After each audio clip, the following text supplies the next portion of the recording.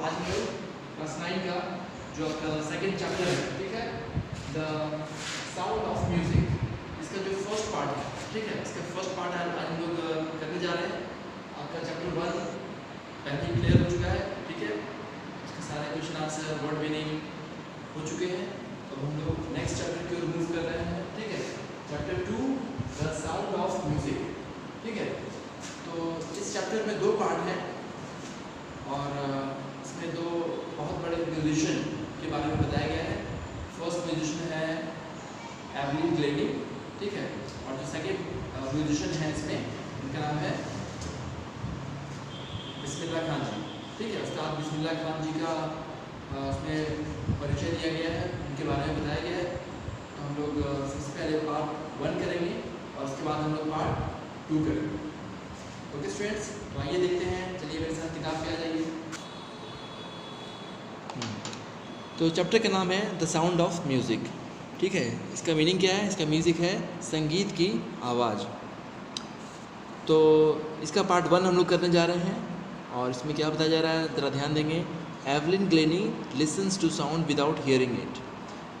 तो इस सेंटेंस में बताया गया है कि एवलिन ग्लेनी, ठीक है, जो कि एक म्यूजिशियन है, she listens to sound without hearing it. वो साउंड को लिसन करती हैं लेकिन बिना हियरिंग करे हुए, ठीक है। तो इसका मतलब क्या है, ये जब चैप्टर को आप ठीक से पढ़ेंगे तभी समझ पाएंगे, ठीक है। यहाँ पर दो वर्ड लिसन्स और हियरिंग का वर्ड यूज़ किया गया है, ठीक है। तो दोनों में अंतर होता है, ठीक है। तो इस बात को समझने के लिए आपको चैप्टर को ठीक से समझना पड़ेगा। आइए देखते हैं। बिफोर यू रीड, इसमें बताया जा रहा है कि इसमें 2 पॉइंट्स बताए गए हैं। God may have taken her hearing but he has given her back something extraordinary. इसमें कहा जा रहा है कि भगवान ने उनके सुनने की ताकत ले ली है, लेकिन उन्होंने उसके बदले में, है ना, उसके बदले में उनको बहुत ही एक्स्ट्राऑर्डिनरी एक टैलेंट उनको बदले में दिया है, ठीक है। इसका मतलब है कि भगवान ने उनकी सुनने की शक्ति ले ली है, यानी कि जिस म्यूजिशियन की बात की गई है वो सुन नहीं सकती, लेकिन उसके बदले में भगवान ने उनको कुछ बहुत ही असाधारण सी शक्ति या टैलेंट उनको दिया है। What we hear she feels, जो हम लोग सुनते हैं वो महसूस करती है, ठीक है। Far more deeply than any of us. इसमें कहा जा रहा है कि जो कुछ हम साधारण इंसान जो हम लोग सुनते हैं, ठीक है, वो महसूस करती है, ठीक है। एंड फार मोर डीपली मतलब कहीं ज़्यादा गहराई से हम सब जो सुनते हैं उससे कहीं ज़्यादा गहराई से उसको महसूस करती है, ठीक है। So that is why she expresses music so beautifully. और यही कारण है कि वो म्यूज़िक को इतनी सुंदरता से एक्सप्रेस कर पाती है, ठीक है, क्योंकि उनके अंदर ये पावर है कि वो म्यूज़िक को फील कर सकें। सुन भले ना सकें लेकिन वो फील कर सकती है। नेक्स्ट पॉइंट है, read the following account of person who fought against a physical disability and made her life a success story. इसमें कहा जा रहा है कि आप एक पर्सन के जीवन के बारे में पढ़ेंगे, ठीक है, जो कि एक फिजिकल डिसेबिलिटी यानी कि एक शारीरिक कमी के विरुद्ध में वो स्ट्रगल करती है, वो लड़ती है और अपने जीवन को एक सफल जीवन बनाती है, ठीक है। उनके जीवन की एक सफल कहानी, ठीक है, उन्होंने अपने जीवन को एक सफल कहानी में बदल दिया। तो यहाँ पर एवलिन ग्लेनी की बात हो रही है, ठीक है।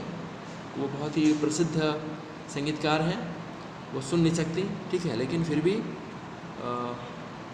उन्होंने संगीत की दुनिया में एक बहुत ही प्रतिष्ठित स्थान बनाया है। चलिए आगे हम लोग फर्स्ट पॉइंट पढ़ते हैं। Rush hour crowds jostle for position on the underground train platform. तो कहा जा रहा है कि ये एक ट्रेन प्लेटफॉर्म का सीन है। वहाँ पर बहुत ही रश आवर चल रहा है और वहाँ पे जो क्राउड है यानी कि जो भीड़ है, ठीक है, वो प्लेटफॉर्म पर जगह पाने के लिए आपस में जॉशल कर रहे हैं, यानी कि एक दूसरे को धक्का धुक्की कर रहे हैं। और उसी भीड़ भाड़ वाले प्लेटफॉर्म के बीच में there is a slight girl, एक पतली दुबली लड़की है, looking younger than her 17 years. और वो 17 साल की है, लेकिन वो कहीं ज़्यादा यंग लगती है। She was nervous yet excited, वो नर्वस थी, है ना, वो नर्वस है लेकिन फिर भी बहुत ही एक्साइटेड महसूस कर रही है।